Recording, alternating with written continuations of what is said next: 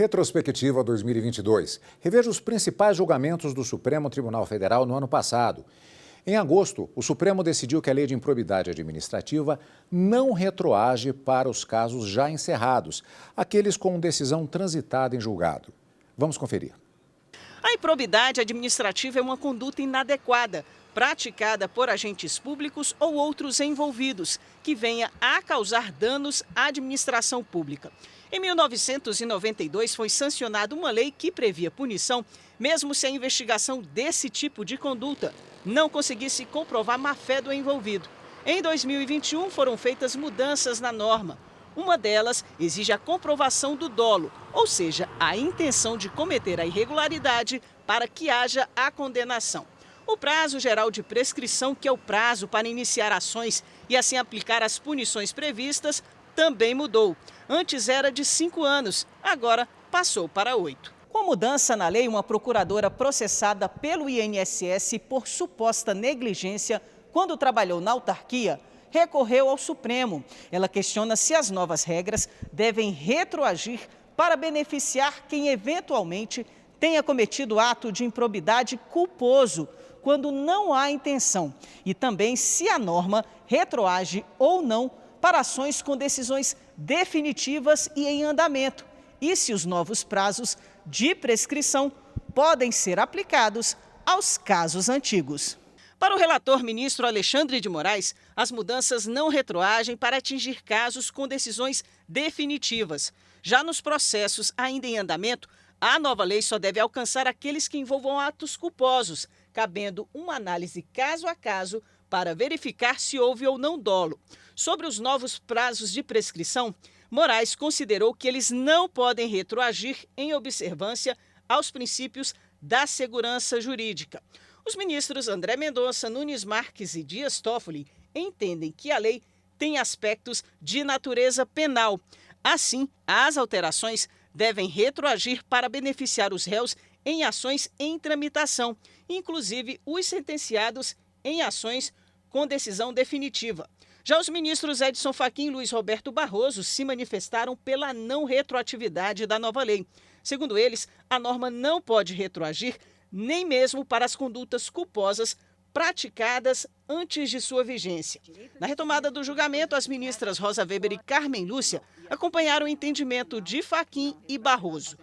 A norma do artigo 5º, 40, da retroatividade benéfica merece interpretação restritiva, circunscrita ao direito penal, na sua expressa dicção ao estatuir a lei penal, não alcançando, portanto, o direito administrativo sancionador, este dotado de maior dinamismo e voltado em caráter precípuo à construção de modelos prospectivos de tutela do interesse público. A doutrina não tem qualquer dúvida em que, ou não, nunca pôs dúvida em que, os casos de improbidade não são de direito penal e aqui não é uma lei penal, não retroagirá, fazendo prevalecer, portanto, o princípio segundo o qual, no direito brasileiro, a lei não retroage. Os ministros Ricardo Lewandowski e Gilmar Mendes entendem que a lei tem aspectos de natureza penal e, por isso, as alterações podem retroagir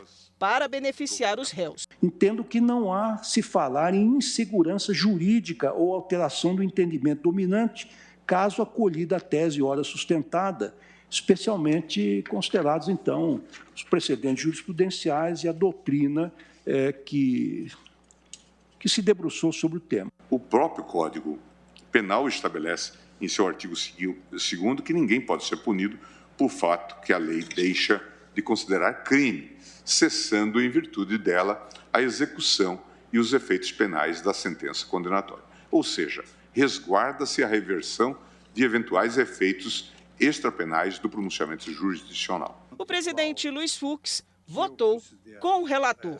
Como a matéria tem repercussão geral reconhecida, ou seja, a decisão deverá ser adotada em casos semelhantes em todo o país, o plenário definiu a seguinte tese. É necessária a comprovação de responsabilidade subjetiva para a tipificação dos atos de improbidade administrativa, exigindo-se nos artigos 9º, 10 e 11º da lei de improbidade a presença do elemento subjetivo, dolo.